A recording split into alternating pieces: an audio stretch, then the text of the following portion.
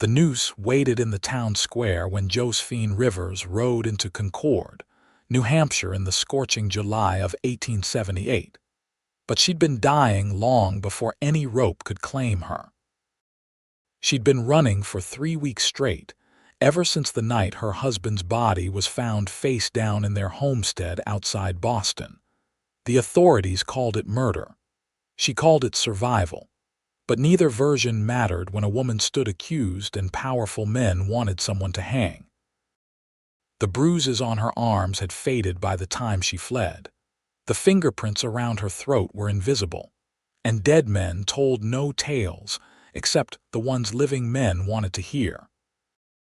Concord wasn't much to look at, just another dusty settlement trying to pretend it had civilized roots because it shared a name with the state capital further south.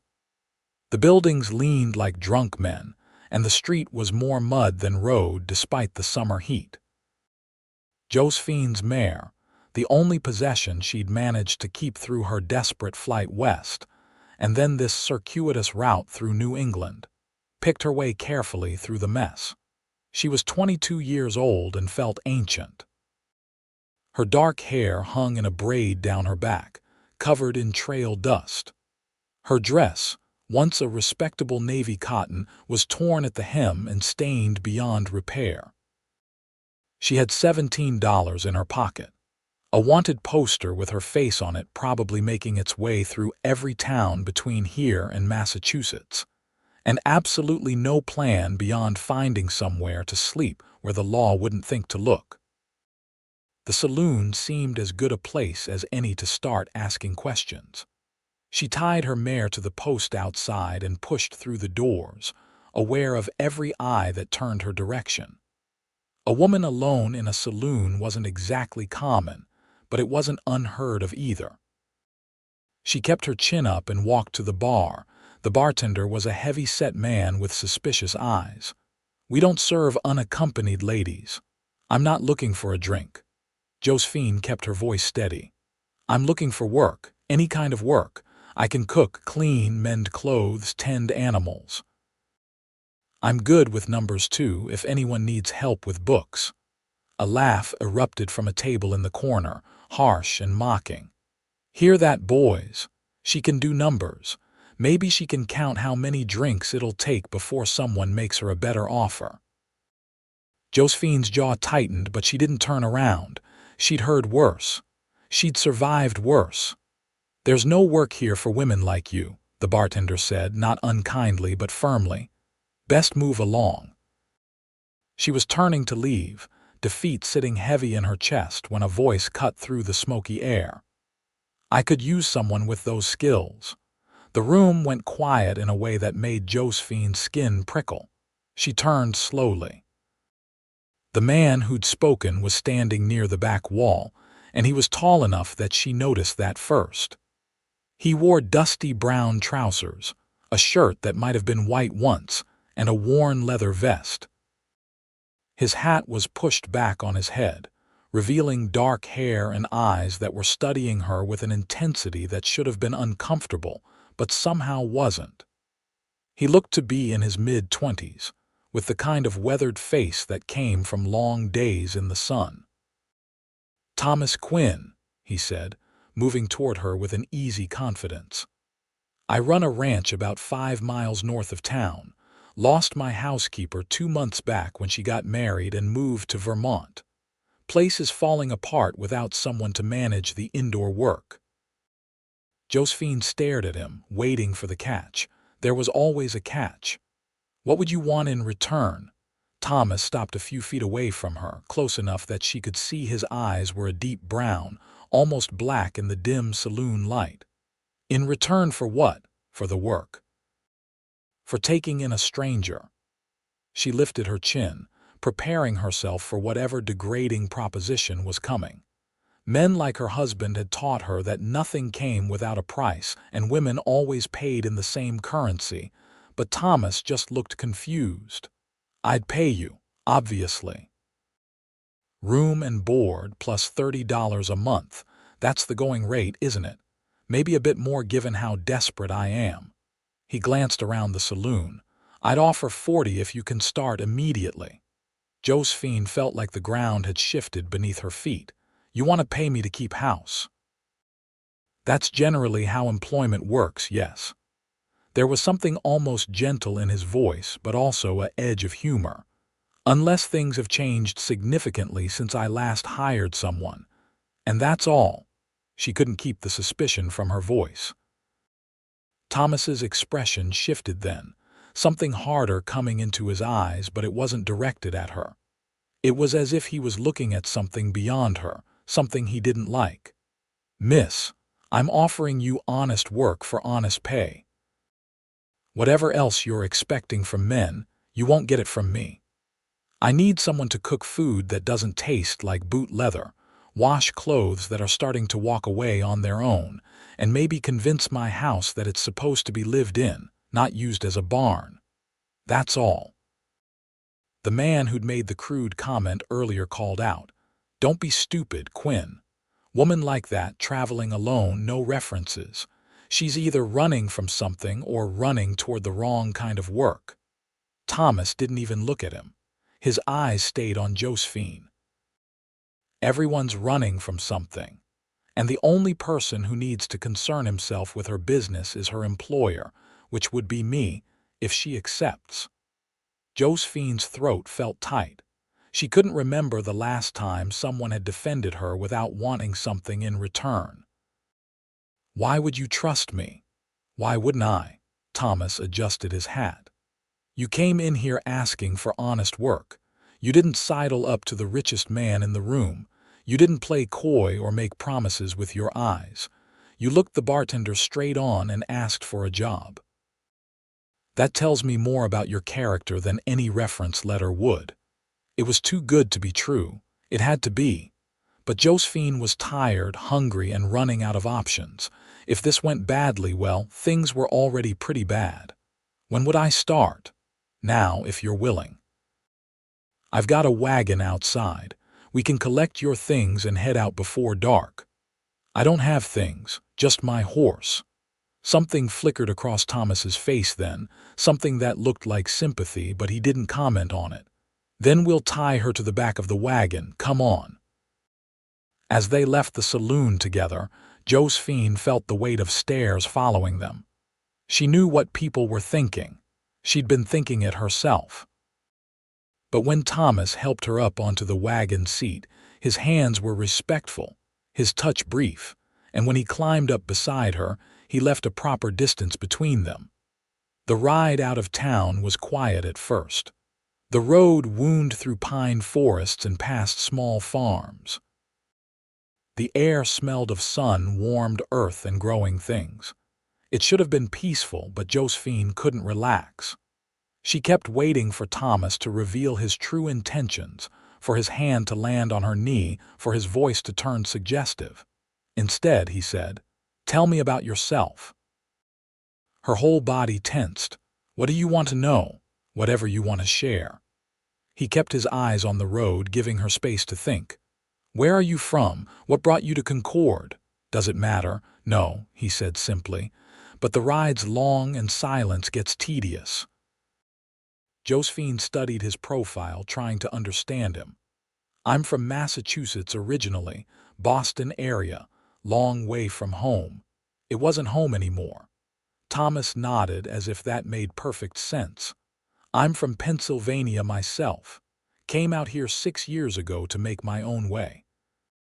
Bought the ranch 3 years back. It's not much, but it's mine." "Do you run it alone?" "I've got 2 ranch hands who help with the cattle and horses. Pete and Samuel. Good men, both of them. They live in the bunkhouse on the property." "You'd be in the main house with me, but there are separate quarters. Bedroom and a small sitting area on the west side with your own entrance if you prefer." Of course he'd thought of that. Josephine didn't know whether to be relieved or more suspicious. "You've put a lot of thought into this." "I've had 2 months to think about it." He glanced at her then, and there was something almost vulnerable in his expression. "The truth is, Miss Rivers, I'm barely keeping things together. I can manage the ranch work fine, but the rest of it, I'm drowning." I need help and I'm not too proud to admit it." "How did you know my last name?" "You told the bartender when you first walked in. Said you were Josephine Rivers, looking for respectable work." She didn't remember saying her full name, but maybe she had. The last few weeks were a blur of exhaustion and fear. "You can call me Josephine." "Josephine," he repeated, as if testing how it sounded. "I'm Thomas, or Tom if you prefer, though my mother only called me that when I was in trouble, so I'm partial to Thomas." Despite everything, Josephine felt her lips twitch toward a smile. "Thomas, then." They lapsed into silence again, but it felt different this time, less tense. The sun was starting its descent toward the horizon, painting the sky in shades of orange and pink. The forest began to open up, giving way to fenced pastures where cattle grazed. "Almost there," Thomas said, and there was something like pride in his voice. The ranch appeared gradually. First the fences, well-maintained and sturdy. Then the barn, a large structure that looked relatively new. The bunkhouse sat off to one side, smoke rising from its chimney. And finally, the main house. It was a simple two-story building, wood-frame construction with a wide porch that wrapped around the front and side. The paint was peeling in places, and one of the shutters hung at an odd angle, but the bones of it were good. Josephine could see that someone had built it with care. "It looks like a good house," she said honestly. Thomas pulled the wagon to a stop and set the brake. "It was. It will be again, hopefully." He climbed down and came around to her side, offering his hand to help her down. Josephine hesitated only a moment before taking it. His hand was calloused and strong, but his grip was careful. The moment her feet hit the ground, he released her. "Let me show you your quarters first, so you can get settled," he said, leading her up the porch steps. "We can worry about the rest tomorrow." The inside of the house was exactly what he described. It wasn't dirty exactly, but it was clear that no one was truly caring for it. Dishes were stacked haphazardly in the kitchen. Dust covered most surfaces. Clothes were draped over chairs. It was the home of a man who was too busy surviving to actually live. Thomas led her through to the west side of the house, where a door opened into a cozy bedroom. It had a real bed with a quilt, a dresser, a small table with a lamp, and a window that looked out over the pasture. Another door led to a tiny sitting room with a chair and a bookshelf. "The external door is through there," Thomas said, pointing. "So you can come and go without walking through the main house if you prefer. There's a lock on both doors. Keys are in the drawer of that table." Josephine walked slowly into the room, touching the quilt with tentative fingers. When was the last time she'd had a room of her own? Even in Boston, she'd shared space with her husband, always aware of his presence, his moods, his demands. "Is it acceptable?" Thomas asked from the doorway. She turned to face him, and something in her chest felt too tight. "It's more than acceptable, it's generous." He shrugged, looking almost embarrassed. "It's just a room. But it's yours for as long as you work here. I'll leave you to rest. Kitchen's at the front of the house if you get hungry. Help yourself to anything. We'll talk about duties and routines tomorrow." He was turning to leave when Josephine heard herself say, "Thomas?" He stopped, looking back at her. "Thank you." The words felt inadequate for what she was feeling, but they were all she had. His expression softened. "Get some rest, Josephine. You look like you've been traveling hard." After he left, closing the door gently behind him, Josephine sat on the edge of the bed and tried to remember how to breathe normally. She'd expected demands. She'd expected conditions. She'd expected him to make clear what he really wanted from her. Instead, he'd given her a room with locks on the doors and told her to rest. She didn't know what to do with that. That night, she barely slept, lying rigid in the comfortable bed, waiting for footsteps in the hall or a knock on the door. But none came. The house was quiet except for the settling sounds of old wood and distant animal noises from the barn. When dawn light started filtering through the window, Josephine finally admitted that maybe, possibly, Thomas Quinn had meant exactly what he said. She rose, washed her face in the basin on the dresser, and braided her hair. She only had the one dress and it desperately needed washing, but that would have to wait. She opened the door cautiously and made her way to the kitchen. Thomas was already there, standing at the stove and frowning at a pan of what looked like eggs, or what had once been eggs. Now they were mostly black. "I think they're beyond saving," Josephine said from the doorway. Thomas jumped slightly, then turned to her with a rueful expression. "I was trying to make breakfast. I'm not very good at it, so I see." She moved into the kitchen, taking stock of the space. "Do you have more eggs in the cold box? And there's bread from town, only a few days old, and some bacon." Josephine rolled up her sleeves. "Sit down. Let me handle this." For a moment she thought he might argue, but then he stepped away from the stove and sat at the rough wooden table. "I usually don't burn them this badly. You made me nervous." "I made you nervous." She found the eggs and bacon, relieved to see that his cold box was well stocked. "How?" "I didn't know if you'd actually stay. Thought maybe you'd take one look at the place in daylight and run for the hills." Josephine cracked eggs into a clean pan, her movements automatic from years of cooking. "I've seen worse." "That doesn't exactly fill me with pride."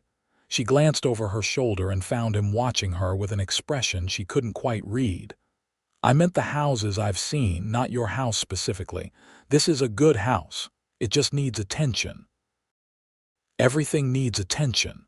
I've got 100 head of cattle, 24 horses, fences that need mending, a barn roof that's going to start leaking come fall, and apparently I can't even cook eggs without burning them." He ran a hand through his hair, leaving it standing up in places. "Some days I wonder what I was thinking, buying a ranch. You were thinking you wanted something of your own." Josephine laid bacon in another pan, adjusting the heat carefully. "There's nothing wrong with that. You sound like you understand." "Maybe I do." She didn't elaborate, and he didn't push. They ate breakfast together in a silence that was surprisingly comfortable. Thomas ate like a man who'd been living on his own bad cooking for too long, finishing everything on his plate and looking at the empty pan with regret. "I can make more," Josephine offered. "No, I'm good. That was perfect. I'd forgotten food could taste like actual food." He stood, carrying his plate to the wash basin. "I need to head out to the north pasture today, check on some fence damage. Pete and Samuel will be working on the barn. If you need anything, they can help, or you can come find me." "What do you want me to focus on first?" Thomas looked around the kitchen, then at the doorway leading to the rest of the house. "Honestly, whatever you think needs doing most. I trust your judgment." There it was again, trust. Given so easily when she'd done nothing to earn it. "All right." He settled his hat on his head and headed for the door, then paused with his hand on the frame. "Josephine, I meant to ask last night, but do you have dreams?" She froze, her hands in the dishwater. "What?" "Dreams," he repeated, turning to face her fully. "Things you want to do, places you want to see, a life you imagine for yourself. Do you have those?" Of all the questions he could have asked, this was the most unexpected. "Why would you want to know that?" Thomas leaned against the doorframe, his expression serious. "Because I've been thinking about what you said in the saloon, about expecting something in return. And I realized that you've probably spent a lot of time with people making demands of you, telling you what they want, what you should do, how you should be. So I'm asking something different. What do you want, Josephine? What do you dream about?" Her throat felt tight again. "I don't know." "That's all right. But if you figure it out, tell me, maybe we can work toward it." He tipped his hat to her and walked out, leaving her standing in his kitchen with her hands in dishwater and her heart doing strange things in her chest. Josephine spent the morning cleaning. She started in the kitchen, washing every dish, scrubbing every surface, organizing the pantry. She found supplies that had been shoved in random places, discovered a mouse nest in one corner that had to be dealt with, and generally brought order to chaos. By midday, the kitchen gleamed. She made a simple lunch of sandwiches and carried them out to the barn, where she found Pete and Samuel working on replacing some boards. Pete was older, maybe 50, with graying hair and kind eyes.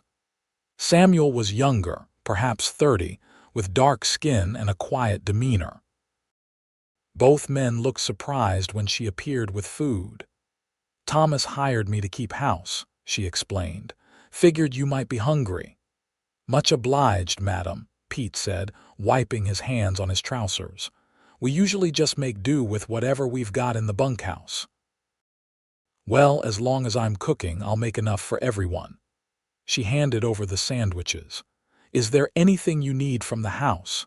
Anything I can do to make your work easier?" Samuel spoke for the first time, his voice soft. "That's kind of you to ask, madam, but we're managing fine." She left them to their meal and went to find Thomas. The north pasture wasn't hard to locate. She just followed the fence line until she saw him, stripped down to his shirt, working on replacing a section of fence rail. His horse was grazing nearby. "You didn't have to come all the way out here," Thomas said when he noticed her, but he took the sandwich gratefully. "I needed to see the property anyway if I'm going to be living here." Josephine sat on a nearby rock watching him eat. "How much land do you have?" 300 acres. Most of it's pasture, some forest on the east side. The creek runs through the southern portion. He finished the sandwich in a few bites. "You settling in all right? The kitchen is clean." "I noticed you didn't answer my question." Josephine picked at a thread on her skirt. "I don't know how to settle in. I don't know how to just be somewhere." Thomas set down his canteen and gave her his full attention. "How long were you traveling?" 3 weeks. "Before that, I was in Boston for 2 years. And before Boston, other places. My father moved us around a lot when I was growing up.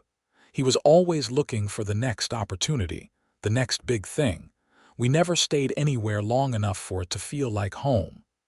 She didn't know why she was telling him this. Maybe because he'd asked about dreams instead of demands. Maybe because his eyes were kind. That sounds lonely. It was. She looked out across the pasture at the cattle dotting the landscape. "What about you? Do you have family?" "Parents are still in Pennsylvania. 3 sisters, all married with families of their own. I'm the youngest and the only one who wanted to head west." He picked up his hammer, turning it over in his hands. "They think I'm crazy living out here alone, breaking my back for a patch of land and some stubborn cows." "Are you crazy? I mean, probably." He grinned at her and it transformed his whole face. "But it's my kind of crazy. This place is hard work, and half the time I don't know what I'm doing, but it's mine. Every fence post, every blade of grass, every sunrise over those hills. Mine. Do you know how good that feels?" Josephine thought about the house she'd fled in Boston, the one that had her husband's name on the deed, where every stick of furniture was his, every decision was his, even she herself was considered his property under the law. "No," she said quietly, "I don't, but I'd like to." Thomas studied her for a long moment. "Then maybe that's your dream, to have something that's yours." "Maybe." She stood, brushing off her skirt. "I should get back. I want to tackle the main room this afternoon." "Josephine," he waited until she looked at him, "you don't have to run from me."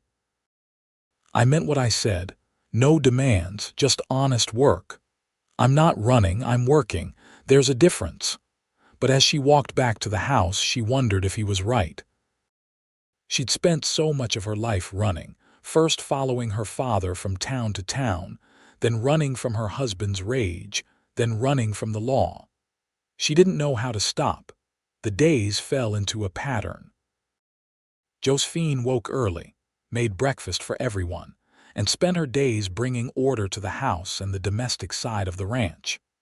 She mended clothes, washed linens, organized supplies, and cooked meals that made all three men look at her like she'd performed miracles. Thomas worked from dawn to dusk, managing the cattle, maintaining the property, dealing with the thousand small disasters that came with ranching. But every evening he came to the kitchen for dinner, and every evening he asked her questions, not about her past, not about why she was running or what she was hiding. He asked about her day, her opinions, her thoughts on things that had nothing to do with anything important. What was her favorite season? Did she prefer morning or evening? If she could travel anywhere, where would she go? At first, Josephine gave short, careful answers.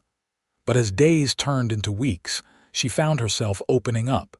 She told him about a book she'd loved as a child, about how she'd always wanted to learn to ride properly, not just sit sedately on a horse, but really ride. About how she missed the ocean, even though Boston had been miserable, because there was something about the vastness of the water that made her feel less trapped. And Thomas listened. Really listened. He remembered details from previous conversations and asked follow-up questions. He brought her a book from town that he thought she'd like. He asked if she wanted him to teach her to ride, really ride, the way she described. "You do that?" she asked, surprised. "Why not? You work hard. You deserve to do something just because you want to." He said it like it was the most natural thing in the world. They started the riding lessons on a Sunday afternoon in late August. Thomas saddled a gentle mare named Daisy and led Josephine out to the open pasture, where there was room to move. "The key is to stop thinking of the horse as something you're sitting on and start thinking of her as a partner," Thomas explained, adjusting Josephine's posture in the saddle. His hands were gentle on her waist, her shoulders, completely professional. "You move with her, not against her. Feel her rhythm." It was harder than it looked. Josephine had ridden plenty of times, but always at a sedate walk, perched sideways in a lady's saddle. This was different. Thomas had her in a regular saddle, sitting astride, and when he urged Daisy into a trot, Josephine bounced awkwardly, unable to find the rhythm he'd described. "Relax," Thomas called, riding alongside her on his own horse. "Stop fighting it. Let your body move." "I'm trying." But she was gripping the reins too tight, her whole body tense. Thomas reached over and took her hand, loosening her grip. "Trust her. Trust yourself. You're not going to fall." And somehow, with his hand steady over hers, Josephine did relax. She felt the horse's movement beneath her and let her body respond to it. Suddenly, she wasn't bouncing anymore. She was moving with Daisy, flowing with the rhythm of the horse's gait. "There." Thomas released her hand, grinning. "You've got it." Josephine laughed, and it was such an unfamiliar sound that it startled her. When was the last time she'd laughed, really laughed with joy instead of bitterness? "Can we go faster?" she asked. "You sure?" "Yes." Thomas showed her how to cue the horse into a canter, and then they were flying across the pasture, wind whipping Josephine's braid, the world blurring around her. It was terrifying and exhilarating, and she felt more alive than she had in years. When they finally slowed and walked the horses back toward the barn, Josephine's face hurt from smiling. "Good?" Thomas asked. "Better than good. That was incredible." She patted Daisy's neck. "Thank you for teaching me. Thank you for trusting me enough to try." Something in his voice made her look at him. He was watching her with an expression that made her heart skip. It wasn't predatory or demanding. It was soft, warm, like he was happy just because she was happy. "Thomas," she started, then stopped, not knowing what to say. "I know," he said quietly. "I feel it too." Neither of them named what it was. Neither of them was quite ready for that. But as they unsaddled the horses together, working in comfortable silence, Josephine felt something shift inside her. Something that had been locked tight for so long was beginning to open. That night she lay in her bed and thought about dreams. For so long her only dream had been survival. Get through the day. Get through the night. Don't make him angry. Don't give him a reason. Stay alive. But now, in this house with locks on the doors that she'd never needed to use, with a man who asked about her dreams instead of making demands, she could feel new dreams taking shape. Small ones at first. She dreamed of continuing to ride, of learning to gallop across the open pasture with complete confidence. She dreamed of planting a garden next spring, of growing vegetables and flowers. She dreamed of reading all the books on Thomas's shelf. And underneath all those small dreams was a bigger one, still too fragile to examine too closely. She dreamed of staying, of this place becoming home, of Thomas's gentle questions and patient listening becoming permanent parts of her life. It was terrifying, wanting something again. Wanting meant vulnerability. It meant having something to lose, but it also meant having something to live for. The summer gave way to early fall. The air grew crisp, and the leaves started turning brilliant shades of red and gold. Josephine had been at the ranch for almost 2 months, and it was beginning to feel like hers in the way Thomas had talked about. She knew every floorboard, every window, every corner of the property. She also knew Thomas. She knew he drank his coffee black and liked his eggs scrambled. She knew he had a habit of running his hand through his hair when he was frustrated, and that he hummed tunelessly when he thought no one was listening. She knew he was patient with his animals, fair with his workers, and honest in all his dealings in town. And she knew that the way he looked at her had changed. Or maybe it had always been that way, and she was only now allowing herself to see it. It came to a head on a Thursday evening in mid-September. Josephine was preparing dinner, stirring a pot of stew when Thomas came in from the barn. He washed up at the basin, then stood in the kitchen doorway watching her work. "You're staring," she said without turning around. "I know." He didn't sound apologetic. "I've been wanting to talk to you about something." Her stomach clenched. Here it was. Whatever reprieve she'd been granted was ending. "All right. I've been thinking about the future, about what happens when winter comes and the work slows down, about what I want for this place, for my life." He moved closer, stopping on the other side of the kitchen table. "And I keep coming back to the same thought. I don't want you to just work here anymore." Josephine's hand stilled on the spoon. "What do you want?" "I want you to stay, not as my housekeeper, as more." He took a breath. "I'm saying this badly. Let me start over." "Thomas, no, let me say this, please." He gripped the back of a chair, his knuckles white. "I wasn't looking for this. I wasn't looking for you. I really did just need help with the house. But then you walked into that saloon, all fierce and scared at the same time, asking for honest work like it was something you'd never expected to get, and I—" He shook his head. "I couldn't stop thinking about you." Josephine finally turned to face him fully. Her heart was pounding so hard she could barely hear over it. "What are you saying?" "I'm saying I've fallen in love with you." The words came out in a rush, like he'd been holding them back for weeks. "I know it's too soon. I know you're probably not ready to hear this. I know you've got things in your past you're running from, and I swear I don't care what they are. I just know that when you're here, this place feels like home. When I see you across the pasture or hear you singing in the kitchen or watch you ride Daisy with that look of pure joy on your face, I think, this is what I've been working for. This is what it was all for." Josephine couldn't breathe, couldn't think. "You can't love me. You don't know me." "I know enough. I know you're brave and hardworking and kind. I know you've been hurt, but you haven't let it make you cruel. I know you care about things, even when you pretend you don't. I know the sound of your laugh and the way you bite your lip when you're concentrating, and how you always check on the horses before you go to bed because you worry about them. He took a step closer. I know that I wake up every morning excited to see you and go to sleep every night grateful that you stayed another day. Thomas, stop. But her voice was weak. I'm not asking you to love me back. Not yet. Not until you're ready. I'm just asking you to let me keep trying to earn it. Let me court you properly. Let me show you what it could be like. You don't understand what you're asking, what I am, what I've done. Josephine's voice broke. I'm running from the law. I'm wanted for murder. The words hung in the air between them.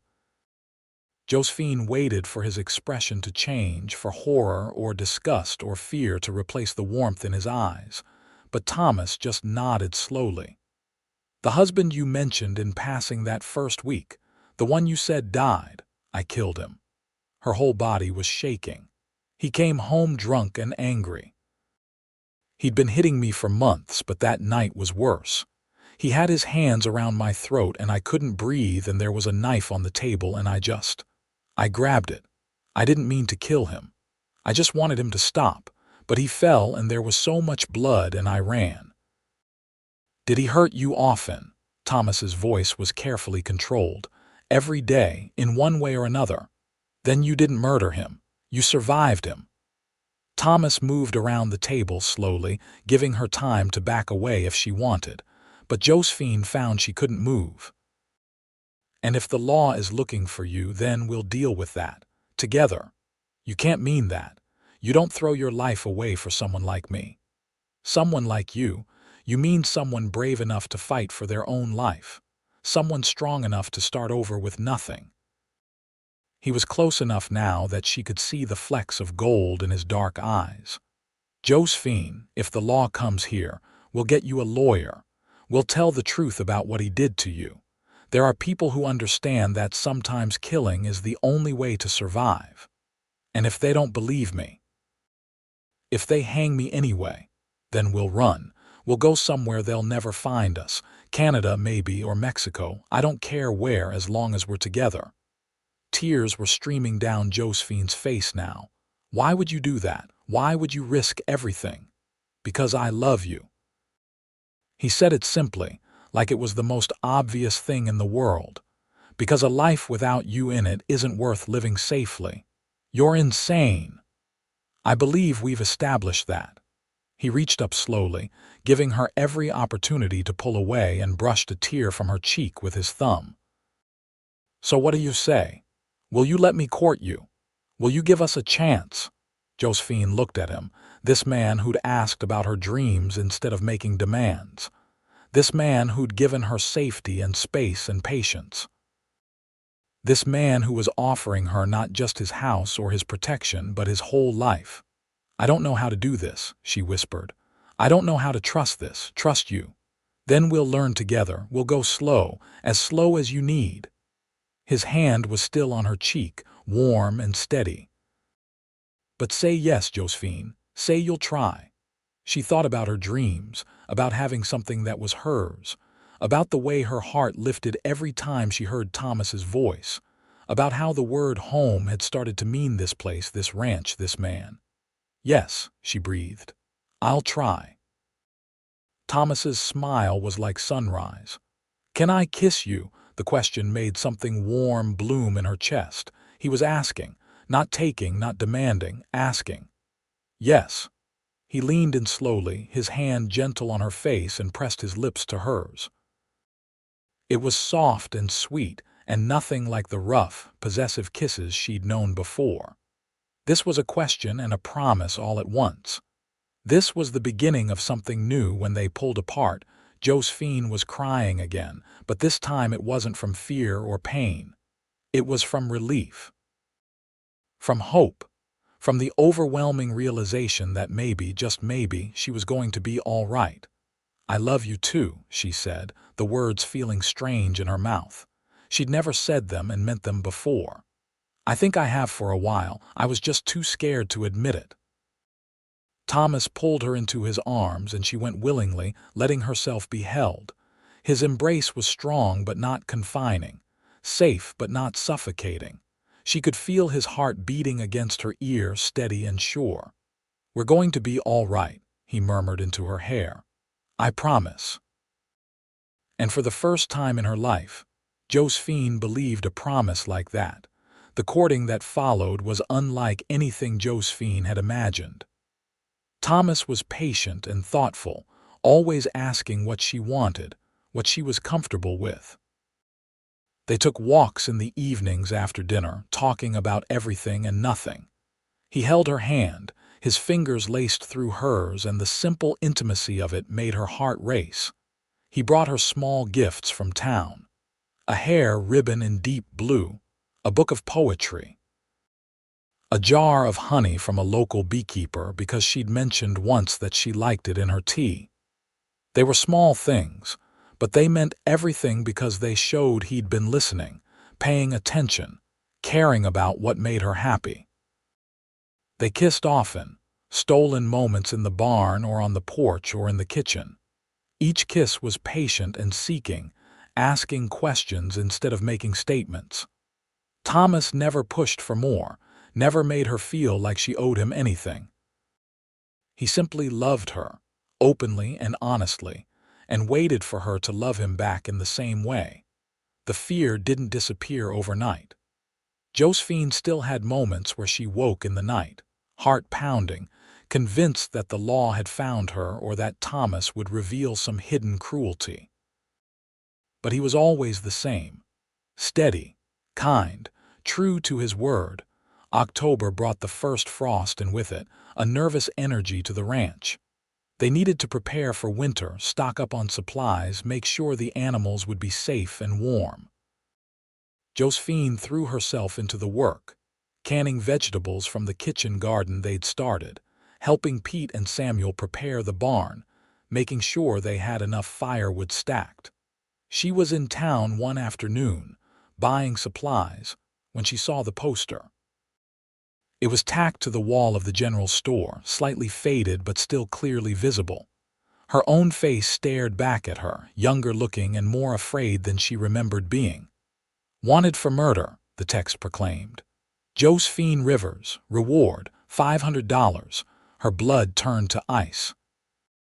She grabbed the supplies she needed with shaking hands and left as quickly as she could without drawing attention. But as she drove the wagon back to the ranch, she couldn't stop thinking about that poster. How long had it been there? Had anyone recognized her? Was someone already on their way to claim the reward? Thomas was in the barn when she returned. He took one look at her face and immediately pulled her aside. "What happened?" "There's a wanted poster. In town. My face is on it." The words came out in a rush. "Thomas, we have to leave. We have to go now before someone recognizes me." Hey, breathe." He took her shoulders gently. "All right. If we need to run, we'll run. But let's think this through first. Did anyone act like they recognized you? I don't think so. But it's only a matter of time." Thomas was quiet for a moment, his jaw working. There might be another option. A friend of mine from Pennsylvania, he became a lawyer. Moved to Boston about 5 years ago. If I wrote to him, explained the situation, maybe he could help. "Help how?" "The law doesn't care that my husband beat me. I killed him. That's all that matters to them." That's not true anymore. There are lawyers who have been arguing that women have a right to defend themselves, even against their husbands. It's a new idea and it doesn't always work, but it's a chance. He cupped her face in his hands. "Let me write to him. Let me at least try to fight for you properly before we give up and run." Josephine wanted to argue, but the hope in his eyes stopped her. He believed in this. He believed in her. "What if it doesn't work?" "Then we run, just like I promised. But let's try this first, please." She nodded, not trusting her voice. That night, Thomas wrote a long letter to his friend, explaining everything. Josephine sat beside him, adding her own account of what had happened that night, the months of abuse that had led up to it, the fear that had driven her to grab the knife. It felt like confessing her sins and pleading for absolution all at once. They sent the letter the next day. Then came the waiting. November arrived with cold winds and gray skies. Josephine tried to go about her normal routine, but the fear sat heavy in her chest. Every time someone rode up to the ranch, she was certain it was the law coming to take her away. But it was always just neighbors or the supply wagon or Pete's brother stopping by for a visit. Thomas stayed close, never more than a shout away. He didn't say much about the situation, but Josephine could see the worry in the set of his shoulders, the way he kept glancing at her as if to reassure himself she was still there. 3 weeks after sending the letter, a response arrived. Thomas opened it at the kitchen table while Josephine hovered nearby, too nervous to sit. She watched his face as he read, trying to gauge the news from his expression. "He thinks we have a case," Thomas said finally, looking up at her with cautious hope. "He's reviewed the circumstances and he believes he can argue self-defense. He wants you to come to Boston, turn yourself in voluntarily with him present, and let him present your case properly." "Turn myself in," Josephine's voice rose. "They'll throw me in jail." "He says he can argue for bail, given that you're not a flight risk if you're turning yourself in voluntarily, and he knows a judge who's sympathetic to these types of cases." Thomas stood and came to her. "I know it's scary, but running means always looking over your shoulder, always being afraid. This way we fight, we end it. What if I lose? What if they hang me anyway? Then at least we tried." He took her hands. "But I don't think you will lose. You have a good lawyer, a legitimate case of self-defense, and me. I'll be there the whole time, testifying on your behalf, telling them about the kind of person you are." Josephine looked into his eyes and saw absolute certainty. He believed in this. He believed in her. "All right, we'll try." The trip to Boston took a week. They left the ranch in Pete and Samuel's capable hands and traveled by train, sitting close together, Thomas's hand never far from hers. Josephine watched the landscape change outside the window and tried not to think about the fact that this journey might end with her in a noose. Boston was both familiar and foreign. She'd lived here, but she'd never really known it. She'd been too busy surviving to actually experience the city. Now, seeing it through Thomas's eyes, she noticed things she'd missed before. The architecture, the people, the energy of it all. Thomas's friend, Thomas Quinn, turned out to be a serious young man with sharp eyes and an intense manner. He was Thomas's second cousin, actually, and the family resemblance was clear in the shape of their jaws and the darkness of their eyes. "Thank you for helping," Josephine said when they met in his office. "Thank you for trusting me to try," Lawrence replied. "I've been working on cases like yours for the past year. The law is starting to recognize that women have a right to defend themselves from violence, even within marriage. It's slow progress, but it's progress." He spent hours going over her story, asking detailed questions about her husband's violence, the events of that night, everything that had happened before and after. It was painful, reliving it all, but Lawrence's professional demeanor made it easier to get through. "Your case is strong," he said when they finished. "You have documented injuries from the last time you sought medical help 2 weeks before his death. You have neighbors who will testify that they heard fighting from your home regularly.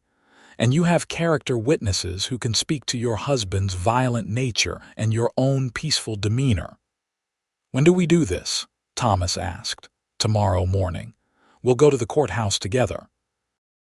Josephine will surrender herself. I'll present the case for bail, and we'll begin the legal process." That night, in a hotel room that Thomas had insisted on getting 2 rooms for propriety's sake, despite the circumstances, Josephine couldn't sleep. She stood at the window, looking out at the city lights, and wondered if this was the last night of her freedom. A soft knock came at the connecting door between their rooms. "Come in," she called. Thomas entered, still dressed but looking exhausted. "I couldn't sleep either." "I'm terrified," she admitted. "I know, so am I." He came to stand beside her at the window. "But we're doing the right thing, I truly believe that. Thomas, if this goes badly, if they convict me—" She couldn't finish the sentence. "They won't. But if they do, I need you to promise me something. Promise me you'll move on. You'll find someone else, have a family, be happy. Don't waste your life mourning me." Thomas turned her to face him, his hands firm on her shoulders. "No, Thomas, no. I'm not promising that because it's not going to happen. You're going to be acquitted. We're going to go home to the ranch. We're going to get married if you'll have me, and we're going to build a life together. That's what's going to happen. You can't know that. I have faith." He pulled her close, and she buried her face in his chest. "Faith in you, in Lawrence, in the idea that sometimes justice actually happens. And if I'm wrong, if the worst happens, then I'll deal with it then. But I won't give up on us before we've even tried." Josephine held on to him, drawing strength from his certainty. "I love you. I love you too, more than I thought it was possible to love anyone." He pressed a kiss to the top of her head. "Get some rest. Tomorrow we start fighting." The courthouse was an imposing building of gray stone and tall columns. Josephine's legs felt weak as they climbed the steps, but Thomas was beside her, his presence solid and reassuring. Lawrence led them through the process with calm efficiency. The actual surrender was anticlimactic. She gave her name, Lawrence presented the circumstances, and the judge, an older man with a stern face, listened to the brief presentation. To Josephine's shock and relief, he granted bail, setting it at an amount that Thomas paid without hesitation. "The trial is set for 3 weeks from now," Lawrence explained as they left the courthouse. "That gives us time to prepare properly, gather witnesses, build the strongest case possible." Those 3 weeks were among the strangest of Josephine's life. She was technically free, but felt more imprisoned than ever, confined to Boston, to the legal process, to waiting. Thomas stayed with her the entire time, never wavering in his support. They found a small apartment to rent, and he sent regular letters back to the ranch to check on things.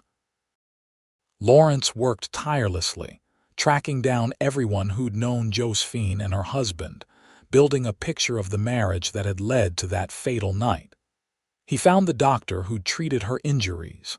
He found neighbors who'd heard the fights. He even found her husband's former employer, who testified that the man had been fired for aggressive behavior. When the trial finally began, the courtroom was packed.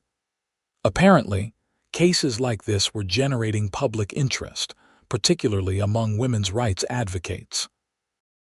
Josephine sat at the defense table, Thomas directly behind her, and tried to keep breathing as the prosecution laid out their case. They painted her as a calculating killer who'd murdered her husband in cold blood, possibly for money or to be with a lover. It was so far from the truth that it would have been laughable if the stakes weren't so high. Then it was Lawrence's turn. He methodically presented the evidence of sustained abuse, medical records, witness testimony, even a journal that Josephine had kept, documenting each instance of violence in careful, heartbreaking detail. When it was time for Josephine to testify, she was shaking so badly that Thomas squeezed her shoulder before she stood. But once she was on the stand, something steadied inside her. This was her chance to tell the truth, her chance to be heard. She told the jury everything.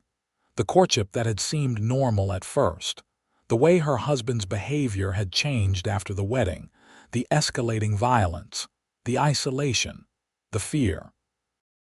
And finally, that last night when she truly believed he was going to kill her. "I didn't want him to die," she said, her voice steady despite the tears on her cheeks. "I just wanted him to stop hurting me. I wanted to survive." The prosecution tried to shake her testimony, but she held firm. When they asked why she'd run instead of going to the police, she looked directly at the jury. "Because I knew no one would believe me. Dead men can't defend themselves, and everyone assumes wives belong to their husbands, to do with as they please. I ran because I thought running was the only way to stay alive. Thomas testified next, speaking to her character, to the woman he'd come to know over the past months. She's hardworking, honest, and kind, he said. She cares about people and animals. She's never shown even a hint of violence or cruelty. The only time she's ever hurt anyone was when she was fighting for her own life. The trial lasted 3 days. Then the jury retired to deliberate. The waiting was agony. Josephine sat in the hallway outside the courtroom, Thomas beside her, Lawrence pacing nearby. Minutes felt like hours. Hours felt like years. Finally, after what seemed like an eternity but was actually only about 4 hours, they were called back in. The jury foreman stood. In the case of the state versus Josephine Rivers on the charge of murder, we find the defendant not guilty. The courtroom erupted. Josephine heard nothing but a ringing in her ears. Not guilty. Not guilty. She was free. Thomas pulled her into his arms and she clung to him, sobbing. Around them, people were cheering. Lawrence was shaking hands with someone. The judge was banging his gavel, calling for order. But all Josephine could focus on was Thomas, solid and real, holding her as she fell apart with relief. "It's over," he murmured in her ear. "It's really over. You're free, free." The word seemed impossible, but it was true. The trial was over. The charges were dismissed. She could go home. They stayed in Boston for another week, handling the final legal paperwork and giving Josephine time to recover from the ordeal. Lawrence refused to take payment for his services. "Consider it a wedding gift," he said with a small smile. "Thomas told me he plans to propose properly once you're back home." "He told you that?" Josephine looked at Thomas, who had the grace to look embarrassed. "I might have mentioned it," he admitted. The journey back to New Hampshire felt different from the journey to Boston. Lighter. Freer. Josephine watched the landscape pass and felt like she was truly seeing it for the first time. She wasn't running anymore. She was going home. The ranch was exactly as they'd left it. Pete and Samuel had kept everything running smoothly, and the animals were all healthy and well cared for. But to Josephine, it looked more beautiful than she remembered. The house, the barn, the pastures stretching toward the horizon, all of it was home. That evening, after they'd settled back in and eaten dinner, Thomas took her hand and led her out to the porch. The sun was setting, painting the sky in shades of orange and pink. It was beautiful and peaceful and perfect. "Josephine," Thomas said, turning to face her. "I know we've been through hell these past weeks. I know you're probably exhausted and just want to rest, but I can't wait any longer to ask you this." He dropped to one knee, and Josephine's breath caught. "I love you more than I thought it was possible to love anyone," he continued. "You're brave and strong and kind, and every day with you is better than the last. I want to spend the rest of my life with you. I want to wake up next to you every morning and fall asleep beside you every night.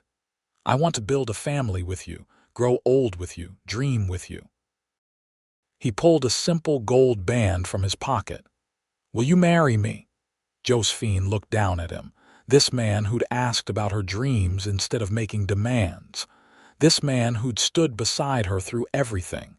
This man who'd given her not just safety, but love. "Yes," she said, and the word felt like freedom. "Yes, yes, yes." Thomas stood and swept her into his arms, spinning her around as she laughed. When he set her down, he slid the ring onto her finger and kissed her thoroughly. "When?" he asked when they finally broke apart. "As soon as possible." "I don't want to wait." They were married 2 weeks later in a small ceremony at the ranch. Pete and Samuel stood as witnesses, along with a few neighbors and the pastor from town. Josephine wore a new dress in deep blue, and Thomas wore his best suit, and when they exchanged vows, she meant every word. "I promise to love you, honor you, and stand beside you through whatever comes," she said. "You gave me back my life. I want to spend it with you.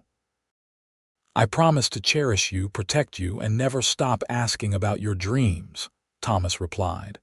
"You made this place a home. You made me complete." When the pastor pronounced them husband and wife, Thomas kissed her with such joy that everyone applauded. The celebration that followed was simple but heartfelt. They ate and drank and danced in the barn, which had been cleaned and decorated for the occasion. Josephine danced with Thomas, with Pete, with Samuel, feeling lighter than air. This was happiness. This was what it felt like to be truly free. That night, when they were finally alone in what was now their shared bedroom, Thomas was as patient and gentle as he'd been all along. He asked what she wanted, what she was comfortable with, making sure she felt safe and cherished every moment. Making love with him was nothing like the painful, degrading experiences she'd endured before.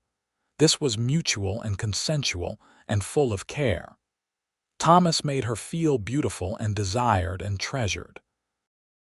And when she fell asleep afterward, wrapped in his arms, she felt completely at peace for the first time in her life.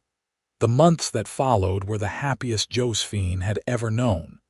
She and Thomas fell into an easy partnership, running the ranch together. She managed the house and the domestic aspects. He handled the livestock and the land, and they made decisions together as equals. The winter was hard, but they faced it together. When Thomas got sick with a bad cold, Josephine nursed him back to health. When a blizzard trapped them in the house for 3 days, they made the most of it, reading together by the fire and talking about their plans for spring. They talked about everything. Thomas continued to ask about her dreams, and Josephine found she had more of them now. She wanted to expand the garden. She wanted to learn to handle the horses as well as Thomas did. She wanted to maybe someday have children who would grow up knowing what it felt like to be safe and loved. That last dream scared her more than she'd expected. The idea of bringing a child into the world, of being responsible for another life, was terrifying. What if she didn't know how to be a mother? What if she repeated the patterns she'd learned? "You won't," Thomas said firmly when she confessed these fears one night. "You know what not to do. You know how it feels to be hurt. You would never do that to a child. How can you be so sure?" "Because I know you. I know your heart." He kissed her forehead. "But there's no rush. We have time to figure this out together." Spring arrived with mud and new life. The cattle had calves, the horses had foals, and Josephine planted her expanded garden with Thomas's help. They worked side by side, their hands in the dirt, planning what they'd grow. "Tomatoes here," Josephine said, marking out a section, "and beans along this side. We can put the squash in the back where they'll have room to spread." "What about flowers?" Thomas asked. "You mentioned wanting flowers." "I don't know if we have room." "We'll make room. You should have beautiful things just because you want them." So they planted flowers too. Wildflower seeds that would bloom into a riot of color by summer. It was impractical and unnecessary and absolutely perfect. In late June, Josephine realized she'd missed her monthly courses. At first, she thought it was just stress or a change in routine. But when another month passed and her body started changing in other subtle ways, she knew she was pregnant. The realization sent her into a panic. She wasn't ready. They weren't ready. It was too soon, too fast, too much. She spent a whole day working herself into a state before Thomas noticed something was wrong. "What's going on?" he asked, finding her in the garden, staring at the growing plants without really seeing them. "I'm pregnant," she blurted out. Thomas went very still. "You're sure?" "Pretty sure." "All the signs are there." He was quiet for a long moment, and Josephine braced herself for disappointment or concern or any number of negative reactions. Instead, his face slowly broke into the widest smile she'd ever seen. "We're going to have a baby," he said, wonder in his voice. "Josephine, we're going to have a baby. You're happy about this?" She was so surprised she forgot to be panicked. "Happy? I'm thrilled. I mean, if you're happy about it. Are you happy about it?" His expression shifted to concern. "I know you were worried about becoming a mother." "If you're not ready, no, I think I am happy. I'm scared, but I'm happy." She let him pull her into his arms. "We're really doing this. We're really doing this, together." He pulled back to look at her face. "You're going to be an amazing mother." The pregnancy was not easy. Josephine was sick for the first few months, exhausted all the time, uncomfortable in ways she'd never imagined. But Thomas was there through all of it, holding her hair when she was sick, rubbing her feet when they swelled, reading to her when she couldn't sleep. They prepared the smallest bedroom for the nursery, painting it a cheerful yellow and building a cradle from oak wood. Josephine sewed tiny clothes, marveling at how small they were. Thomas carved wooden toys, his hands gentle and careful. Pete and Samuel were almost as excited as Thomas, offering advice and help and treating Josephine like she was made of glass. She had to constantly remind them that she was pregnant, not dying, and could still do most of her normal work. The baby came on a cold February night after hours of labor that left Josephine exhausted and certain she was going to die.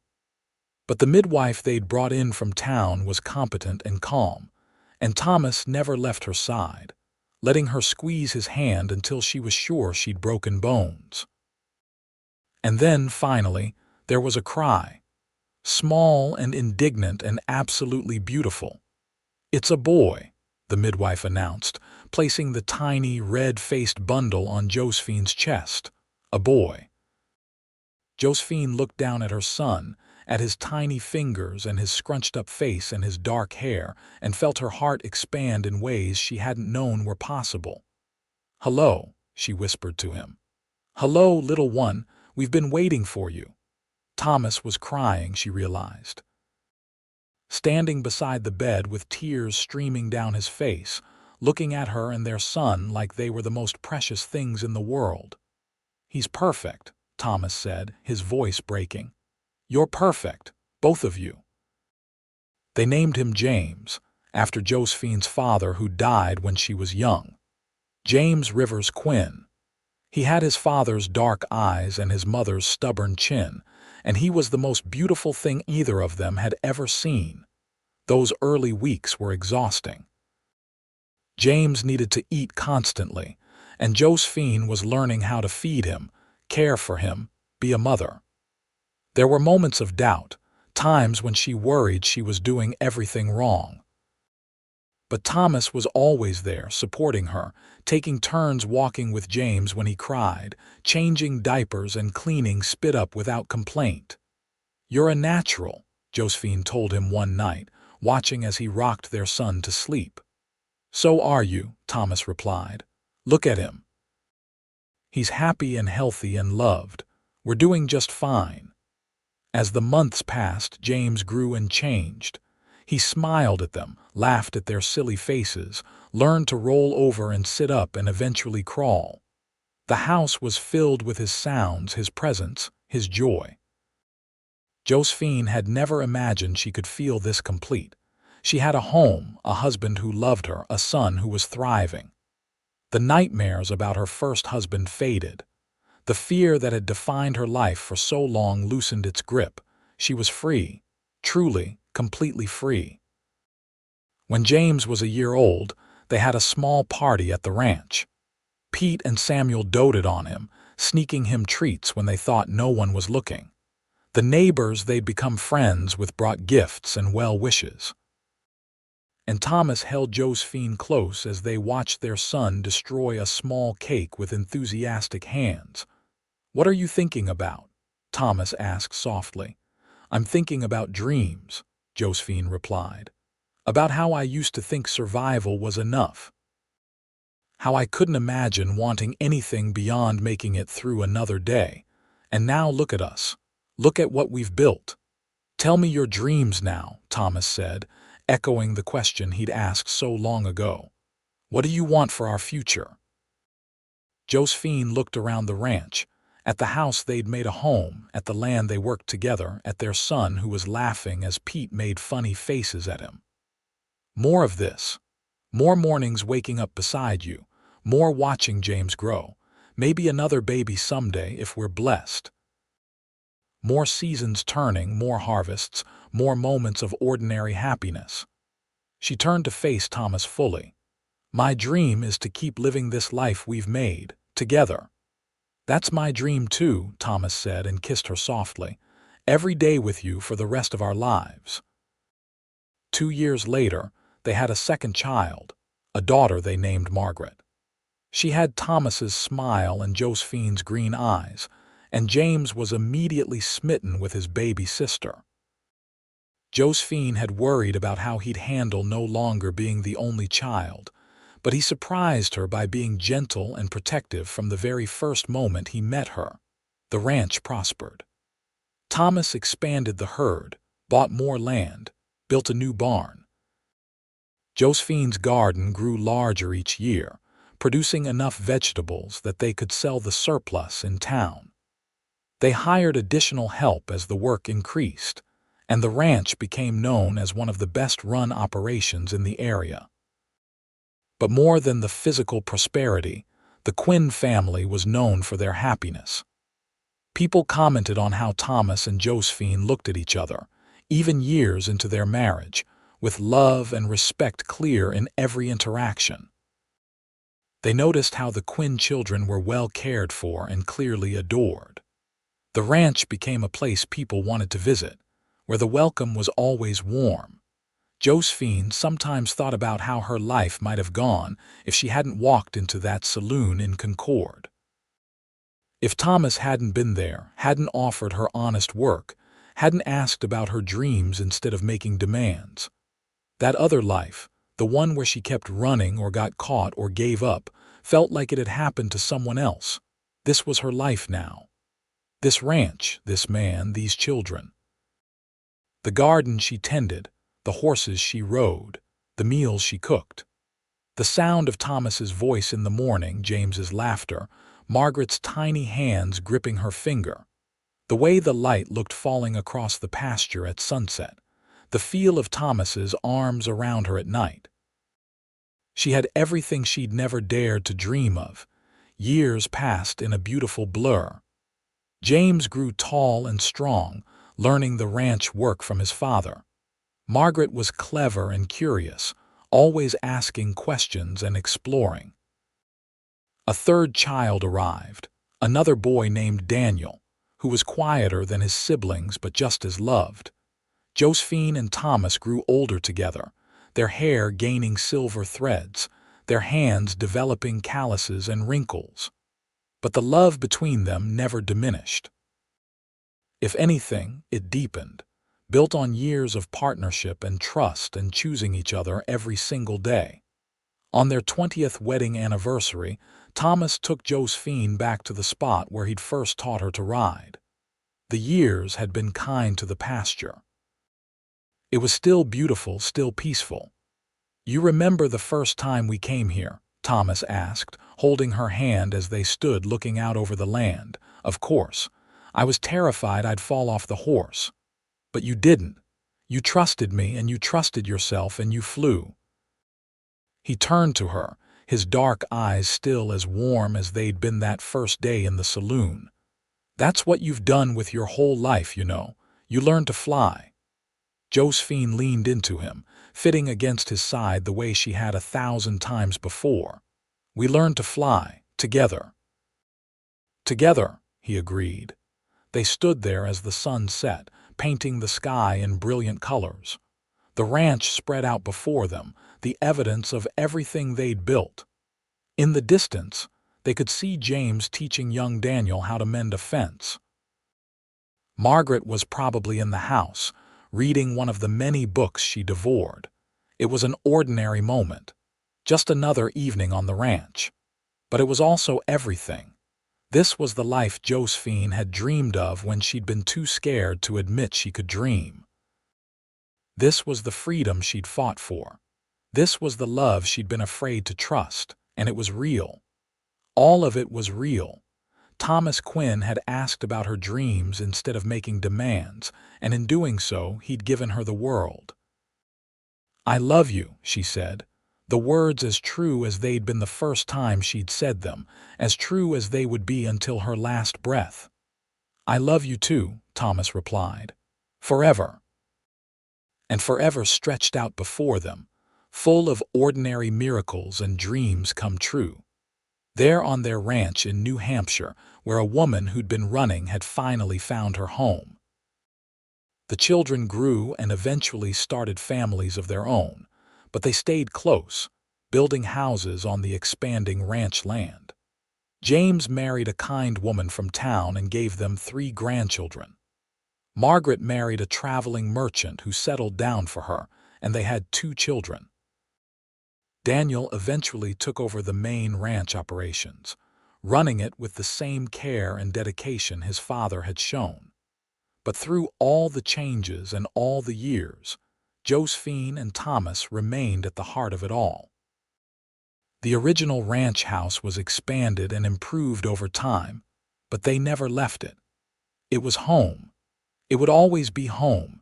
In their later years, when their hair was fully silver and their steps were slower, they would sit together on that porch where Thomas had proposed.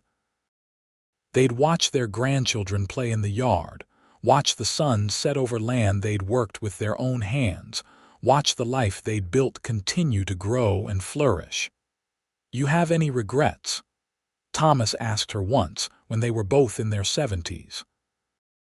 Josephine thought about it seriously. She thought about the hard years, the pain she'd endured, the fear that had nearly destroyed her, but she also thought about everything that had come after. The love, the freedom, the family, the home. "No," she said finally. "Every hard thing led me here to you, to this life. How could I regret the path that brought me home?" Thomas squeezed her hand, and they sat in comfortable silence as another day ended and a new evening began. They lived long lives, Thomas and Josephine Quinn. Long enough to see their grandchildren grown and their great-grandchildren born. Long enough to celebrate 50 years of marriage, then 55, then 60. Long enough to know, without any doubt, that they had lived fully and loved completely. When Thomas passed away peacefully in his sleep at the age of 89, Josephine held his hand and whispered thank you for everything he'd given her. And though her heart broke at losing him, she also felt grateful for every single day they'd shared.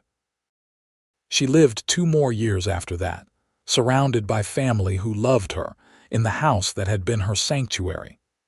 And when her time came, she went peacefully, with a smile on her face, knowing that she'd lived a life beyond her wildest dreams.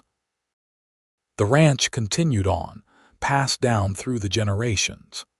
James's children and Daniel's children and Margaret's children all had a hand in running it, keeping alive the legacy Thomas and Josephine had started.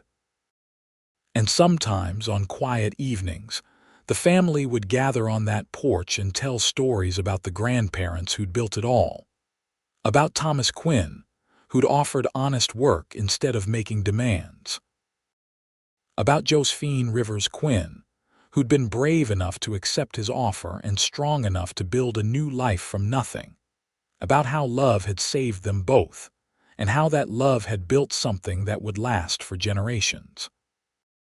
The story of the cowboy and the woman running from her past became family legend, told and retold. A reminder that sometimes the bravest thing you can do is trust someone when they ask about your dreams instead of making demands.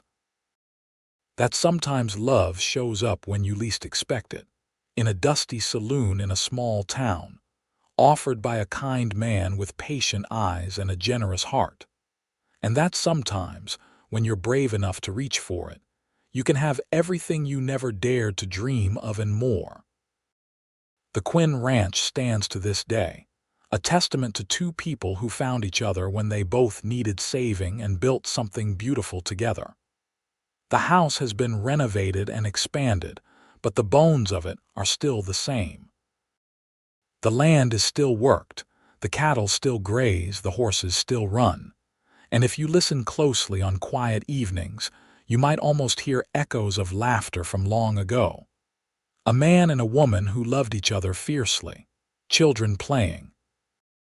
A family that started with one simple question. Tell me your dreams.